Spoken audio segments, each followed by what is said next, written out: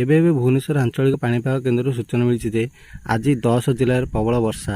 ଶିମିଳିଗୁଡ଼ାରେ ସର୍ବାଧିକ 158 ମିଲିମିଟର ବର୍ଷା ରେକର୍ଡ କରାଯାଇଛି। ରାଜ୍ୟରେ ବର୍ତ୍ତମାନ ବର୍ଷା ଜାରି ରହିଛି। ମୌସୁମୀ ପ୍ରଭାବରେ ଗତକାଲି କେତେକ ଜିଲ୍ଲାରେ ପ୍ରବଳ ବର୍ଷା ହୋଇଥିଲା। ଗତ 24 ଘଣ୍ଟାରେ କୋରାପୁଟ ଶିମିଳିଗୁଡ଼ାରେ ସର୍ବାଧିକ 158 ମିଲିମିଟର ବର୍ଷା ରେକର୍ଡ ହୋଇଛି।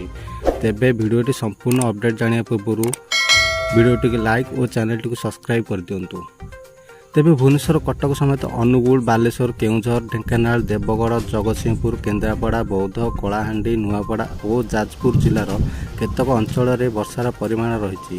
ଭୁବନେଶ୍ୱର ଆଞ୍ଚଳିକ ପାଣିପାଗ ବିଜ୍ଞାନ କେନ୍ଦ୍ରରୁ ସୂଚନା ଅନୁଯାୟୀ ଆଜି 10 ଜିଲ୍ଲାରେ ପ୍ରବଳରୁ ଅତି ପ୍ରବଳ ବର୍ଷା ହେବାର ସମ୍ଭାବନା ରହିଛି।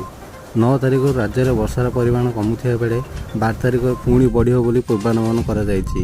ଅନ୍ୟପକ୍ଷରେ ମୌସୁମୀର ଜୁନ୍ 1 ସେପ୍ଟେମ୍ବରରୁ 7 ପର୍ଯ୍ୟନ୍ତ ରାଜ୍ୟରେ ମୋଟ 876.9 ମିଲିମିଟର ବର୍ଷା ହୋଇଥିବା ବେଳେ ଏହାର ସ୍ୱାଭାବିକ ବର୍ଷାର ପରିମାଣ 9849 ମିଲିମିଟରରୁ କମ୍। ପାଣିପାଗ ବିଭାଗର ସୂଚନା ଅନୁଯାୟୀ ଆଜି ବରଗଡ଼, ଝାରସୁଗୁଡ଼ା, ସୁନ୍ଦରଗଡ଼, କେଉଁଝର, ମୟୂରଭଞ୍ଜ, ସମ୍ବଲପୁର, ଦେବଗଡ଼, ଅନୁଗୁଳ ଓ କଟକ, ଢେଙ୍କାନାଳରେ ପ୍ରବଳ ବର୍ଷାର ସମ୍ଭାବନା ଥିବାରୁ ସତର୍କ ସୂଚନା କରାଯାଇଛି।